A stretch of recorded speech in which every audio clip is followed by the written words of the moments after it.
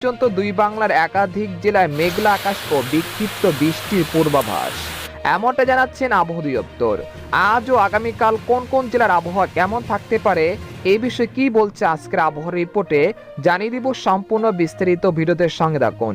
আর আপনি কোন জেলা থেকে আমাদের আবহাওয়ার খবরটি দেখছেন অবশ্যই কমেন্ট করে জানিয়ে দিবেন। আর সবার আগে সবার প্রথম সঠিক আবহাওয়ার খবর জানতে আমাদের চ্যানেলটিকে সাবস্ক্রাইব করে রাখুন। এবার জেনে নিন এক নজরে। শরতের আবহাওয়াতে যেন ছাড়ছে না মেঘ বৃষ্টি। সকাল থেকে দেশের দক্ষিণ ও মধ্য অঞ্চলের আকাশ ঢেকে গিয়েছে মেঘের আনাগোনায়। একই সঙ্গে কোথাও কোথাও দেখা মিলছে গুড়ি গুড়ি বৃষ্টি।